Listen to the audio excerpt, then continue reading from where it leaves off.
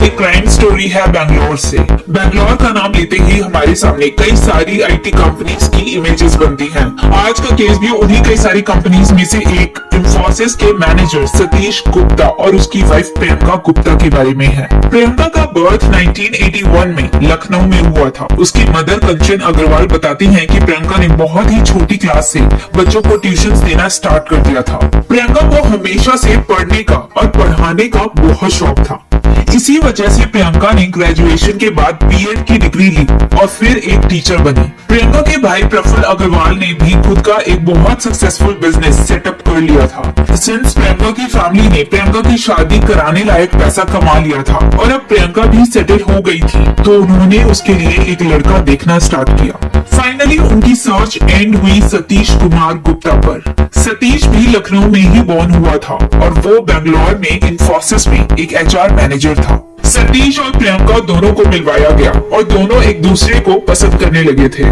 2007 में उनकी marriage fix हुई। प्रफुल्ल ने सतीश की फैमिली को दहेज में 5 लाख कैश और 150 ग्राम ज्वेलरी दी। इसके अलावा प्रियंका और उसकी फैमिली ने टोटल 15 लाख खर्च किए इस शादी में। तो समेट अप प्रियंका के भाई प्रफुल्ल ने अपनी सारी सेविंग्स लगा दी थी अपनी बहन की शादी में। प्रियंका ने सतीश के साथ रहने के लिए अपनी जॉब से रिजाइन किया और वो भी बैंगलोर शिफ्ट हो गई। बैंगलोर आने के बाद प्रियंका ने अपना रिज्यूमे कई सारे स्कूल्स में सेंड किया। सिंस प्रियंका का वर्क एक्सपीरियंस काफी अच्छा था, तो उसे एक बड़े स्कूल डीपीएस में एज अ टीचर जॉब मिल गई। प्रियंका बैंगलोर में सतीश और उसकी फैमिली के साथ रहती थी। अराउंड 2 साल बाद 2010 में सतीश और प्रियंका ने एक बड़े एक्सपेंसिव एरिया ह्यूमिलवी में एक अपार्टमेंट रेंट पर लिया और वो दोनों वहाँ साथ में रहने लगे। प्रियंका को बचपन से ही जॉइंट्स में और फिंगर्स में बहुत पेन रहता था। प्रियंका को बाद में पता चला कि उन्हें ये सब अर्थराइटिस की वजह से होता था। सिंस एलोपैथिक ट्रीटमेंट से प्रियंका को कोई फायदा नहीं हो रहा था, तो उसकी मदर ने उसे नेचुरोपैथी ट्राई करने को कहा, पर प्रियंका इस ट्रीटमेंट के लिए टाइम ही नहीं निकाल पा रही थी। पर जैसा कि हमने देखा कि प्रियंका अपनी फैमिली से काफी अटैच्ड थी, इसलिए उसकी कंडीशन का सुनकर मई 2010 में प्रियंका की मदर बैंगलोर आ जाती है। कंचन जी ने केरला में अपनी बेटी के लिए 1.5 महीने का Ayurvedic arthritis treatment plan book कर लिया था और वो प्रियंका को लेकर केरला आ जाती है। केरला तो खुद गॉड्स ओन कंट्री है, तो उन्होंने ट्रीटमेंट के साथ साथ काफी साइट सीइंग की और काफी सारे टेम्पल्स भी विजिट किए। प्रियंका को सरप्राइज देने के लिए सतीश भी अपने ऑफिस से छुट्टी लेकर केरला आ गया था और सबने मिलकर काफी अच्छा टाइम स्पेंड किया। सतीश ने प्रियंका और उसकी मदर को काफी फ्लावर्स और स्वीट्स भी गिफ्ट किए। फिर सतीश वापस बैंगलोर आ जाता है और वहाँ केरला में प्रियंका का ट्रीटमेंट चलता रहता है। फिर कुछ दिनों बाद कंचन ने प्रियंका को बताया कि उसके लिए आज फिर एक सरप्राइज है। प्रियंका को यकीन ही नहीं हुआ कि सतीश उससे मिलने दोबारा केरला आ गया था। प्रियंका की मदर उन दोनों के इस बॉन्ड को देखकर बहुत खुश होती है, क्योंकि सतीश 1.5 महीने में ही 2 बार प्रियंका से मिलने आ गया था। फाइनली ये आयुर्वेदिक ट्रीटमेंट प्लान एंड होता है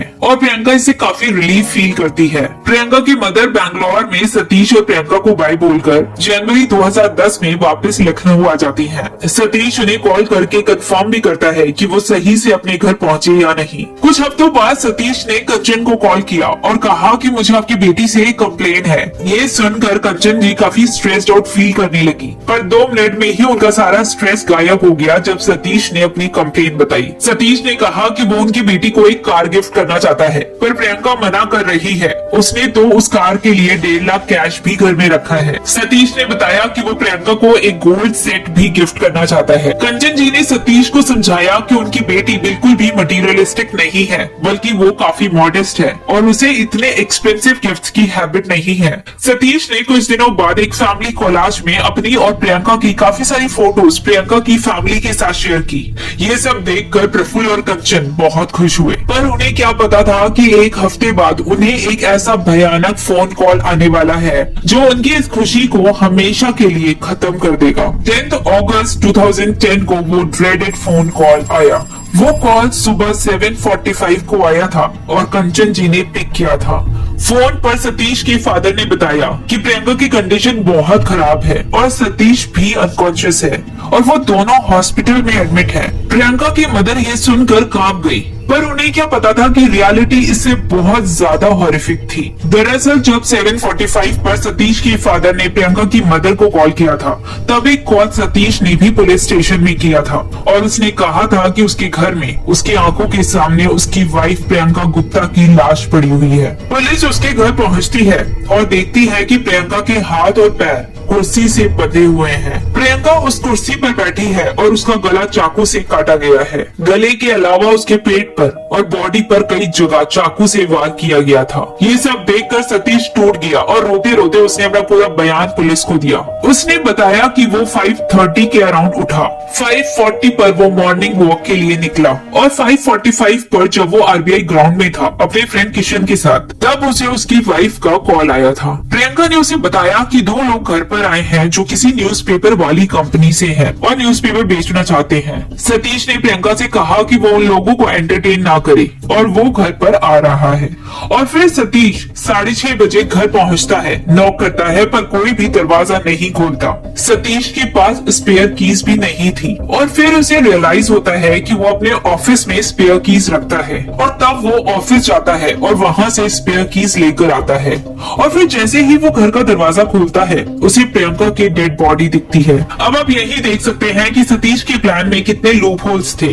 वो कहता है कि 5:40 पर घर से निकला और 5:45 पर आरबीआई ग्राउंड में पहुंचा, मतलब वो ग्राउंड उसके घर से सिर्फ 5 मिनट की दूरी पर था। और कॉल रिसीव करने के बाद जब वो 5:45 पर आरबीआई ग्राउंड से निकला तो वो 6:30 बजे घर पहुंचा, मतलब वापस आने में उसे 45 मिनट लगे। इसका मतलब या तो सतीश झूठ बोल रहा था या फिर उसने फिजिक्स के लॉज को बेंड कर दिया था।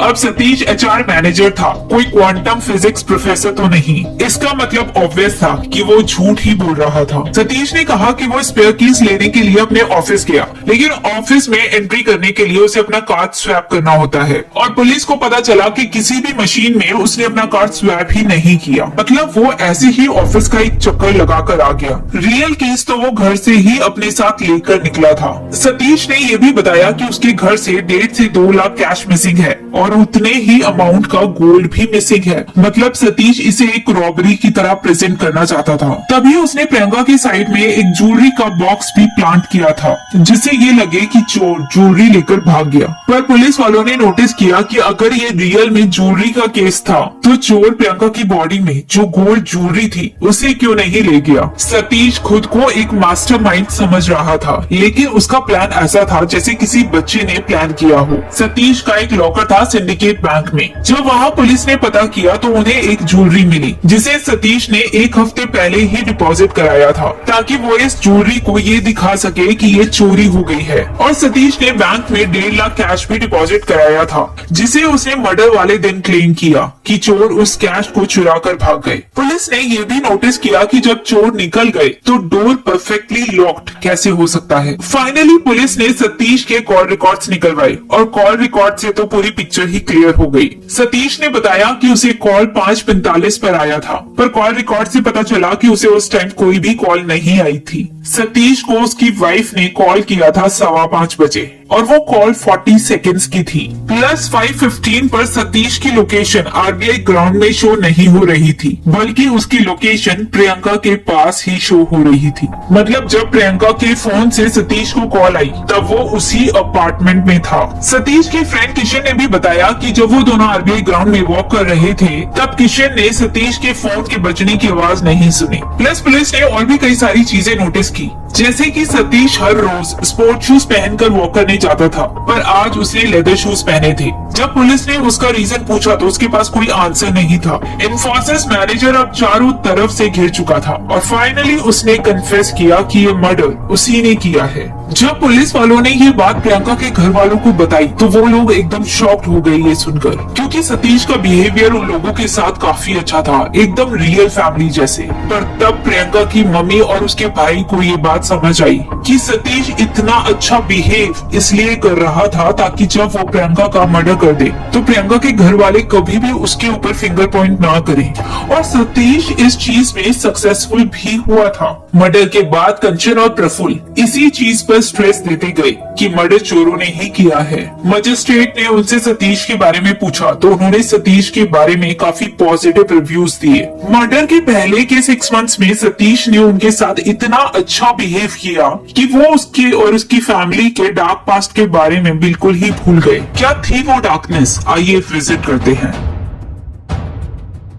जब सतीश और प्रियंका की शादी हुई 2007 में, उसके 2 महीने बाद ही प्रियंका ने अपनी मम्मी को कॉल किया था। वो फोन पर काफी ज्यादा रो रही थी क्योंकि उसके इन लॉज ने उसकी जिंदगी हेल बना दी थी। प्रियंका को वो लोग पूरे दिन ताना मारते रहते थे और उसे मेंटली अब्यूज करते थे।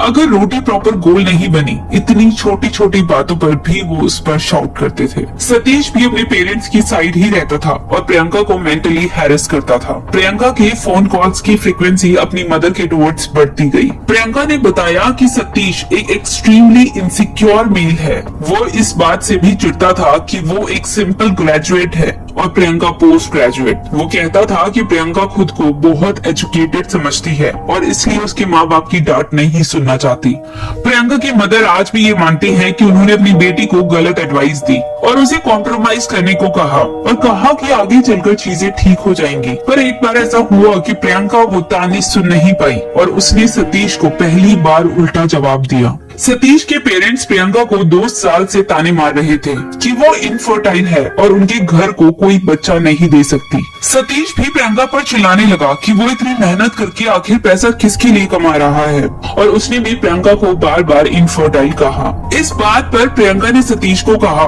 कि प्रॉब्लम उसमें नहीं बल्कि सतीश में है। इस चीज को सतीश ने अपनी ईगो पर ले लिया और वो प्रियंका पर चिल्लाने लगा।